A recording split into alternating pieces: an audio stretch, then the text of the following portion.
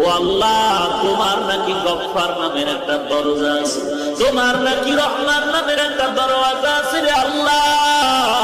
আমার জীবনে এমন কোন গুনাহ নাই যে গুনাহ আমি করি নাই রে আল্লাহ। আমার হাতের দিয়ে তাকায় দেখি গুনার কারণে আমার হাতগুলো নাপাক হয়ে গেছে। আমার জবানের দিয়ে তাকায় দেখি গুনার কারণে আমার জবানটা নাপাক। গুনাহের কারণে আমার চোখ দুটো নাপাক। আমার গুনাহ করার কারণে আমার অন্তরটা নাপাক। গুনাহের কারণে আমার পা দুটো নাপাক। আমার গুনার খবর আমার মা বাবা কেউ জানে না, আল্লাহ তুমি জানো। আমার মায়ে জানলে লাথি মেরে দাঁড়ায় দিত। ও আল্লাহ, তুমি আমার গুনার খবর জানার পরেও রাগ করিয়া পানি বন্ধ করো নাই, সূর্যের আলো বন্ধ করো নাই। ও আল্লাহ, পাতার বন্ধ করো নাই। ঘুমের ঘরে কত মানুষ মানুষের মেরে ফেলে অন্যায় করার কারণে শান্তি টানে। ও আল্লাহ, আমি এত বড় বড় গুনাহ করছি, তুমি আমারে ঘুমের ঘরেও মারিয়া পালাও নাই। তুমি দয়া করে যেহেতু বাঁচায় রাখছো, আজকে ক্ষমা চাইতেছি। ও আল্লাহ, তোমার দরওয়াজা ছাড়া আর কোন দরওয়াজা নাই। আল্লাহ, জীবনে আর গুনাহ করবো না, তওবা করলাম। আর জীবনে গুনাহের পথে যাব না, নামাজ ছাড়বো না, বেপরদায় চলবো না রে আল্লাহ।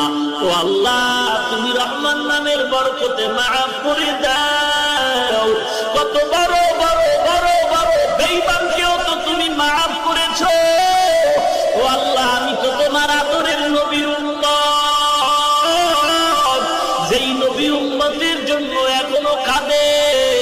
হাসরের ময়দানে সবাই নবীরা নিজের জন্য পাগল পারা হয়ে কাঁদে, কিন্তু রাহমাতুল লিল আলামিন উম্মতের চিন্তায় বিভোর।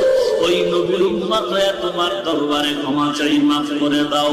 আর নামাজ ছাড়বো না, আর বেপরদায় চলবো না, মা বাবাকে কষ্ট দিব না, আলেম ওলামাদের বিরোধিতা করি, আর নিজের আমলনামায় কবিরা গুনাহ জমা করবো না, গীবত শিকায়াত করে গুনাহ করবো না, সহিভাবে কোরআন পড়বো, আল্লাহ ওয়ালাদের কথা মতো জীবনটারে আমলের লাইনে করবো, নবীর সুন্নাত অনুযায়ী চলবো।